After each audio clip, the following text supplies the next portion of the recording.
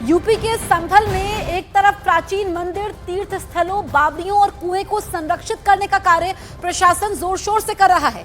वहीं अब एएसआई संरक्षित धरोहरों को भी संवारने पर प्रशासन की कवायद तेज है।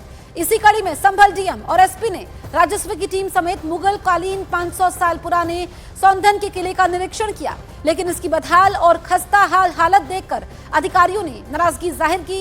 इस दौरान अफसर पूरे किले के आसपास सैकड़ों घरों को देखकर चौंक गए। अधिकारियों ने जल्द से जल्द किले के आसपास किए गए अतिक्रमण को हटाने, इस किले को संरक्षित करने की बात कही है।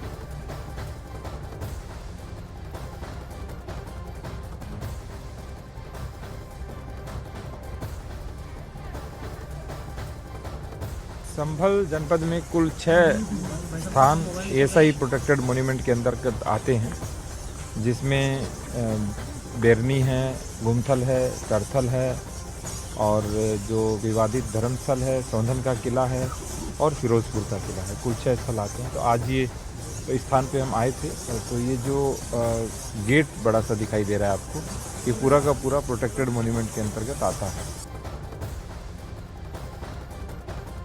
इस समय हम सौंधन का किला में हैं, जहां पर जिलाधिकारी और एसपी समेत एसडीएम यहां पर पहुंचे हैं। अधिकारी इस किले को देखकर और इसके आसपास के इलाके को देखा गया अधिकारियों के द्वारा, क्योंकि तकरीबन 15 बीघा का ये पूरा खूबसूरत एरिया है और जिसमें आप देखेंगे ऊपर आपको यहाँ पर बोर्ड भी नज़र आएगा। ये सौंधन का किला कई साल पुराना, तकरीबन 400 से 500 साल पुराना इसका इतिहास रहा है और मुकर्रब खान के नाम पर और उनकी रियासत के नाम पर इस किले का यहाँ पर जीर्णोद्धार कराया गया था और यहाँ पर मुकर्रब खान को गवर्नर बनाया गया था। मैं ये आपको दिखाऊंगा। इस किले की खूबसूरती बहुत ही शानदार ये किला है और इसका जो गेट हमने देखा, क्योंकि अमूमन हमने इससे पहले 2-3 किले देखे जिनका गेट, ये फ्रंट गेट जो है ये इस तरह का होता है और इस गेट को और इसकी बनावट जो है काफ़ी अलग तरह की है। आप देखेंगे गुंबद नुमा जो गेट का हिस्सा है, सिरा है, वो आपको दिखा रहे हैं न्यूज़ 18 इंडिया के कैमरे पर। न्यूज़ 18 इंडिया की टीम भी सौंधन किले पहुंची, अंदर के हालात का जायजा लिया। सौंधन का ये किला कई साल पुराना तो है ही, वहीं इसका इतिहास भी मुगलों से जुड़ा हुआ है, लेकिन कई सालों से एएसआई के अंतर्गत आने के बाद भी इसकी हालत जीर्ण शीर्ण बनी हुई है। वहीं आज जिस तरीके से यहाँ पर प्रशासनिक अधिकारियों ने इसका जायजा लिया और इसकी बनावट देखकर वो काफ़ी खुश हुए कि इसको एक धरोहर के रूप में जिस तरह से एएसआई ने रखा था उसको एक बार फिर सजाया संवारा जा सकता है। और लेकिन इसके अलग जो 15 बीघा की ज़मीन ऐतिहासिक रूप से राजस्व के पन्ने में अंकित है कि सौंधन के किले के आसपास की जो ज़मीन है वो 15 बीघा ज़मीन जो है यहाँ पर होनी चाहिए। जब अधिकारी यहाँ पहुँचे तो उन्होंने देखा कि यहाँ पर आबादी बसी हुई है और आबादी के साथ यहाँ पर लोग रहते हैं, लोगों के घर बने हुए हैं और सभी को यहाँ पर टीम को देखकर आश्चर्य भी हुआ होगा, क्योंकि सौंधन के किले के आसपास 15 बीघा ज़मीन कहाँ गई। तो ऐसे में जो आसपास बने हुए घर आपको दिखाई दे रहे हैं, ये सभी घर यहाँ पर कई सालों से बसे हुए हैं। उन लोगों का ये दावा है कि उनके पूर्वज यहाँ पर रहते थे और इसी तरह से वो रहते हुए यहाँ पर आए हैं। और अब सबसे बड़ा सवाल यही बनता है कि सौंधन के इस किले को अगर दोबारा से इसका जीर्णोद्धार कराया जाए तो इन घरों का क्या होगा, क्योंकि 15 बीघा ज़मीन के अंतर्गत इन पूरी बस्तियों में रहने वाले लोग कहाँ जाएंगे। अब इन लोगों के लिए एक बड़ी परेशानी और संकट भी है।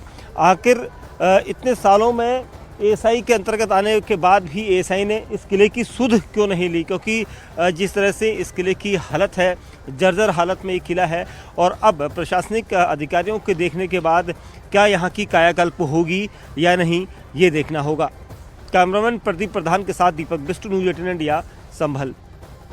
संभल का इतिहास जितना पुराना है, वहीं यहाँ पर कई ऐसे किले हैं जिनके बारे में जानना बहुत ज़रूरी है और इसीलिए स्थानीय प्रशासन अब इन किलों की सुध लेने की सोच रहा है, जो कई सालों से इसी तरह से बंजर और वीरान पड़े हैं। देखिए कितनी खूबसूरती और नक्काशी और स्थापत्य की कला इन किलों से झलक रही है। और ये किला जिसे हम दिखा रहे हैं ये सौंधन का किला है और कई सालों से इसी तरह से इसकी हालत जर्जर हो चुकी है।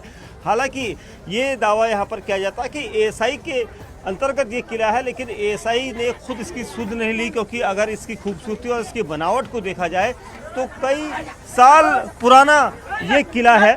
और यहाँ पर इस किले को देखकर आपको लगेगा कि इसकी ये एक धरोहर है हालांकि तकरीबन 400 से 500 साल पुराना ये है और आगे मैं कहूँगा प्रदीप प्रधान से ज़्यादा आगे न जाएं क्योंकि इसमें चमगादड़ों की आवाज़ आ रही है और वो लाइट देखते ही अचानक हमला करते हैं। तो ये देखिए, ये जो किला है ये कई साल पुराना है और इस किले की बनावट देखकर लगता है कि यहाँ पर इस किले के अंदर कई ऐसे मॉन्यूमेंट्स हैं, कई ऐसी चीज़ें हैं जो देखने लायक हैं और इसीलिए सरकार अब चाहती है कि इनको संरक्षित किया जाए। और संरक्षण इसलिए भी ज़रूरी है क्योंकि ये वो किले हैं जो कई सालों से इसी तरह से बंजर हैं, लेकिन एएसआई को अब इनकी सुध लेने की ज़रूरत है और इसीलिए स्थानीय प्रशासन अब इन किलों की सुध ले रहा है। कैमरामैन प्रदीप प्रधान के साथ दीपक बिष्ट, न्यूज़ 18 इंडिया, संभल। तो उधर कई सालों से किले के आसपास रहने वाले लोगों ने दावा यह किया कि उनके पूर्वज वहां पर कई सालों से रहते आए हैं। लोगों ने किले से हटाए जाने की सूरत में कहीं और जगह दिए जाने की मांग भी की है।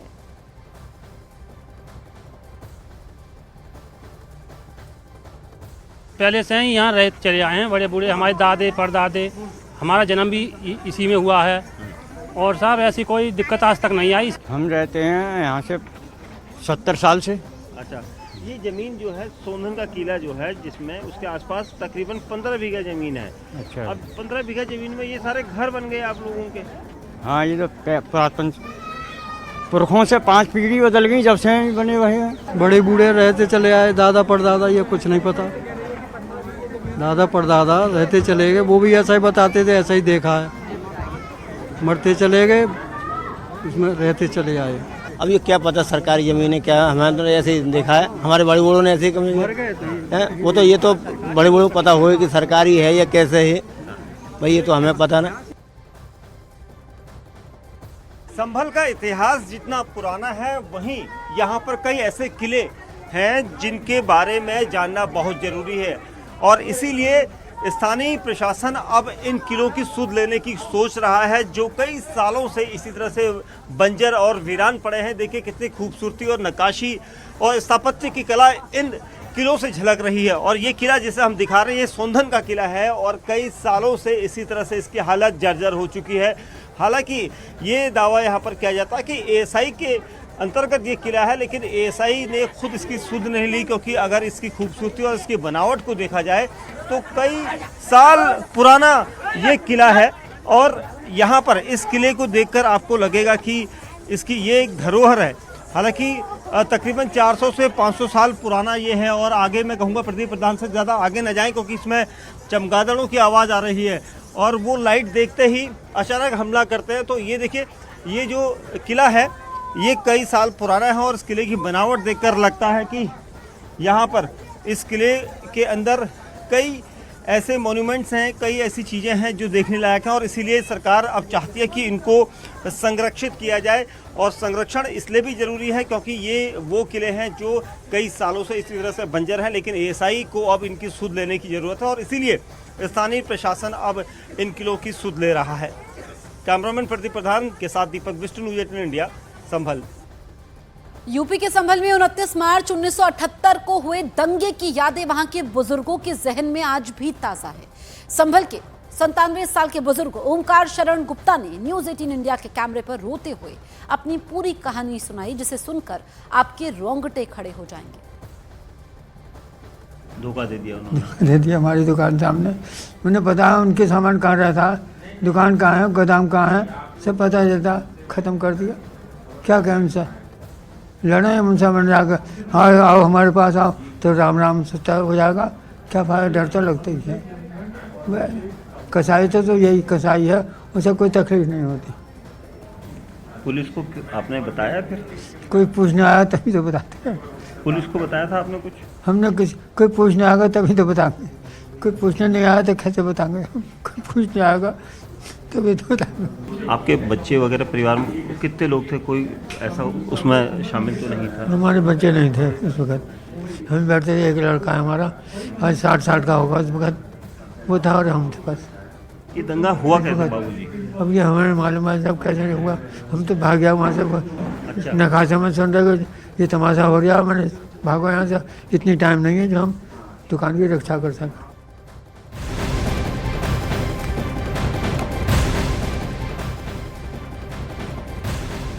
अब खबर संभल संभल में मिली बावड़ी से जुड़ी हुई, जिस पर यूपी के चंदौली से एसपी सांसद वीरेंद्र सिंह ने बेतुका बयान दे दिया है। समाजवादी पार्टी के सांसद वीरेंद्र सिंह ने कहा कि संभल में मिल रहे बावड़ी अय्याशी का अड्डा था। इस दौरान उन्होंने बावड़ी में मिली तस्वीर को तवायफ का बताया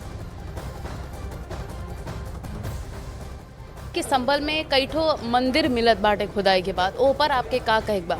मंदिर ना मिलत है। देखिए राजा महाराजन का यास का अड्डा रहल संभलवा के निचवा जौन मिलत था। अच्छा। ना देखत तो तवायफ का बोर्ड लगल हो। अब वो मंदिर नहीं खे, वो तवायफ के फोटो है।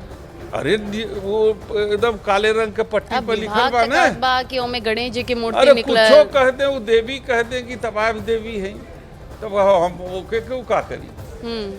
आपने देखा होगा कि उस मॉन्यूमेंट के दरवाजे पर जो नाम खुदा था उस समय की किसी मशहूर तवायफ के का नाम लिखा था, जिसको चंद्र विजय सिंह जो हमारे सांसद हुआ करते थे उनके बाप दादाओं ने उसके नाम लिख दिया था कि जब हम शिकार फिकार खेले आई तो रात की एठिया हम अपन मजमा जमाई एठ मरी उमरी होई तो वो अपन। आप ये कहत बाड़े कि वो मंदिर में देवी देवता की मूर्ति नहीं खे, वो तवायफ की मूर्ति बा। मूर्ति कहाँ मिलल है? स्ट्रक्चर जोन बाड़े मिलल बा। जोन स्ट्रक्चर बाड़े वहाँ बावड़ी है। बावड़ी है। बावड़ी का मतलब कि जगह पर पानी इकट्ठा होए के बाद और रहसी अगल बगल स्थान। लेकिन मंदिरों का ये ठो मिलल बड़े तब मंदिर जौन मिलल बा तब मंदिर का स्वरूप अलग बा, उनकर कंस्ट्रक्शन अलग बा। वो मंदिर मिलल बा त मिले के मिलल हो तो सबकर पूजा हो। बावड़ी सब अय्याशी के अड्डा रहल। वो बावड़ी नहीं जौन हई खोदत हुआ ई बावड़ी जितना ई राजा महाराजा का बावड़ी रहा। वहीं पूरे मामले पर बीजेपी ने समाजवादी पार्टी पर निशाना साधा और कहा कि समाजवादी पार्टी सनातन विरोधी पार्टी है, कपट छल से भरी पार्टी है वो। देखिए, इसको समाजवादी पार्टी मत कहिए, इसका नया नाम सनातन विरोधी पार्टी है। राम भक्तों पर गोली कौन चलाता है? समाजवादी पार्टी। काशी में पूजा को प्रतिबंधित कौन किया? समाजवादी पार्टी। रामचरित मानस की पुस्तकें कौन जलाया? समाजवादी पार्टी। कांवड़ यात्रा को प्रतिबंधित कौन किया? समाजवादी पार्टी। आज कुंभ पर सवाल उठा रहे हैं। भेद तुलसीदास जी ने रामचरितमानस में बहुत अच्छा लिखा है कि भगवान को जो छल कपट वाले हैं वो पसंद नहीं आते हैं। मोह ही कपट छल छिद्र न भावा। तो जो ये समाजवादी पार्टी है ये तो छल से भरी हुई पार्टी है। समाजवादी पार्टी के सांसद के बेतुका बयान पर संत समाज ने विरोध दर्ज किया है और ये कहा कि उन्हें बोलने से पहले सोचना चाहिए। यह अभद्र टिप्पणी है। जो एक राजनीति का स्तर होना चाहिए वो तो नीचे पावदान पे है ही। अगर हम अपनी भारतीय संस्कृति की बात करते हैं तो बड़ा कष्ट और अशोभनीय लगता है कि इस तरह जो हमारा सनातन समाज है या जो हमारी सनातन संस्कृति की जो धरोहर कहें या जो एक जड़ें हैं वो कहाँ से है। कम से कम बोलने से पहले ये तो देखना और सोचना चाहिए कि हम किस पे टिप्पणी कर रहे हैं। बहुत ही कष्टप्रद है। इस तरह के बयान की कड़ी निंदा पूरा समाज करता है। और धर्म एक आस्था का केंद्र है, उनको व्यक्तिगत ऐसा कोई अधिकार नहीं मिला सब सरकार से कि किसी भी धर्म संप्रदाय जात क्षेत्र के बारे में अमर्यादित टिप्पणी करें।